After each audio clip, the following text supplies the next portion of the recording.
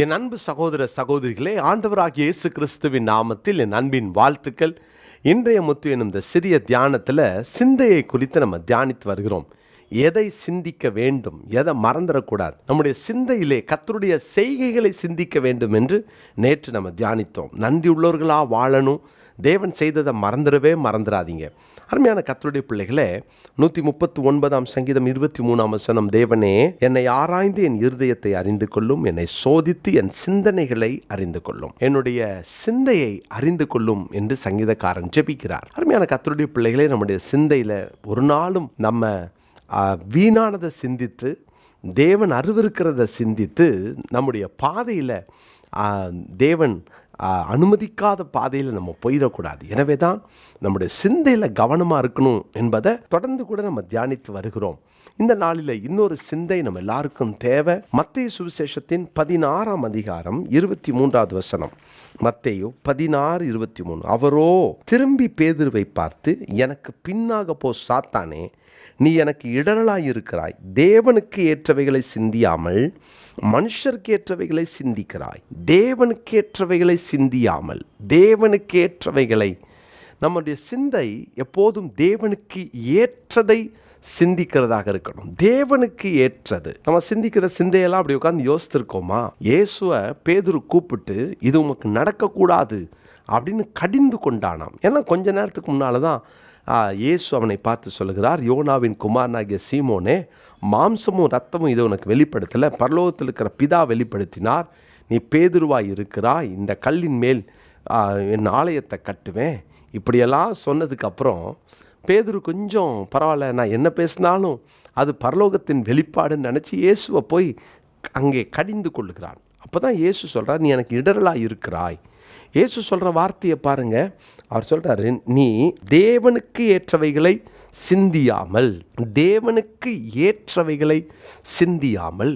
ஒரு சின்ன சிந்தை வந்த உடனே அந்த சிந்தை அது வார்த்தையாக வெளியே வந்துருச்சு. உடனே இந்த வார்த்தை வந்ததுக்கு காரணம் சிந்தை. இந்த சிந்தை வந்ததுக்கு காரணம் இவன் இருதயத்தில் இதான் அவனுடைய எண்ணங்கள். எனவே தான் ஆண்டவர் அதை கனெக்ட் பண்ணி பார்க்குறார். உடனே சொல்கிறார், நீ தேவனுக்கு ஏற்றவைகளை சிந்திக்கல. இந்த வார்த்தைக்கு காரணம் உன் சிந்தை சரியில்லை.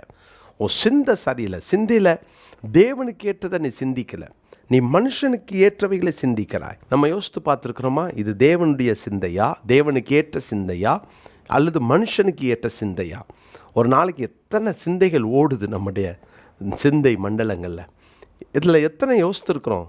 எத்தனை தேவனுக்குரியது மனுஷனுக்குரியதுன்னு நாம் டிஃபரன்ஷியேட் பண்ணி பார்த்துருக்குறோம். யோசித்து பாருங்கள். நம்ம நிறைய நேரங்கள் தேவனுக்கு ஏற்ற சிந்தைகளிலிருந்து நம்ம தவறி விடுகிறோம். பிரியமானவர்களே, வேத வசனத்தில் ஒரு சில வசனங்களை நான் மேற்கோள் காட்டுகிறேன். தேவனுக்கு ஏற்றது எது? இதுதான் நம்முடைய சிந்தையில் பதிக்கப்படணும்.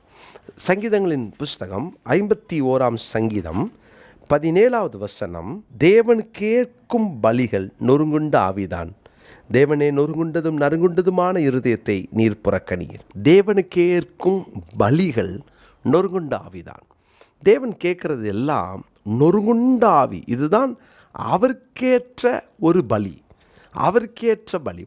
இன்றைக்கி ஒருவேளை நம்ம பலி செலுத்த வேண்டாம், ஆனால் நம்மையே அங்கே ஜீவ பலியாக ஒப்பு கொடுக்கணும். நாம் நொறுங்குண்ட ஆவியோடு தேவ சமூகத்துக்கு வரதை தான் கர்த்தர் எதிர்பார்க்கிறார்.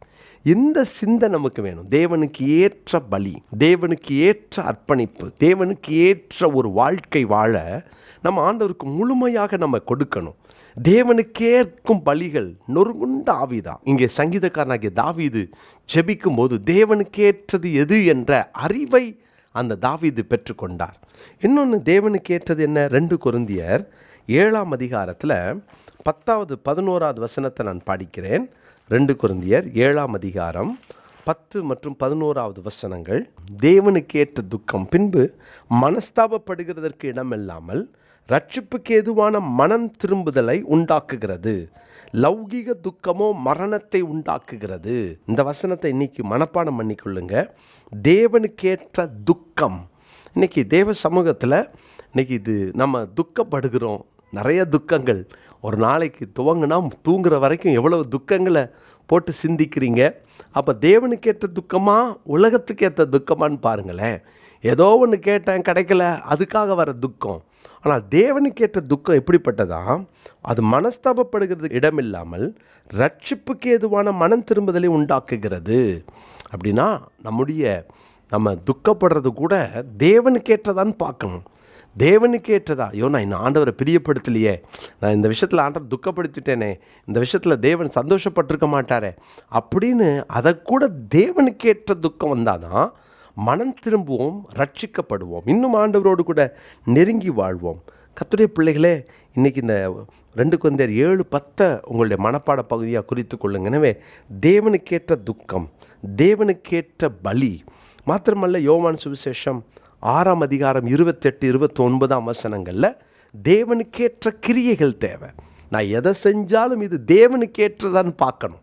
மனுஷனுக்காக செஞ்சு மனுஷன் புகழ்வதற்காக செய்வதல்ல. தேவனுக்கேற்ற கிரியை, தேவனுக்கேற்ற துக்கம், தேவனுக்கேற்ற பலி, இதெல்லாவற்றையும் ஒவ்வொரு காரியத்தை நான் பேசினாலும் சிந்தித்தாலும் இது தேவனுக்கேற்றதா அப்படின்னு சிந்திக்காவிட்டால் நம்முடைய சிந்தையில் திரும்ப ஒரு தாறுமாறு வந்துவிடும். சிந்தையில் நம்ம தேவையில்லாததை சிந்தித்து தேவனை துக்கப்படுத்துகிறலாம் மாறுவோம். எதை செஞ்சாலும் தேவனுக்கு ஏற்றதை மாத்திரம் சிந்திக்க கர்த்தர் கிருபை தருவாராக. ஜெபிக்கலாமா? நல்ல தகப்பனே, தேவனுக்கேற்ற சிந்தை எங்களுக்கு தாரும், தேவனுக்கேற்றதை சிந்திக்க எங்களுக்கு கிருபை தாரும்.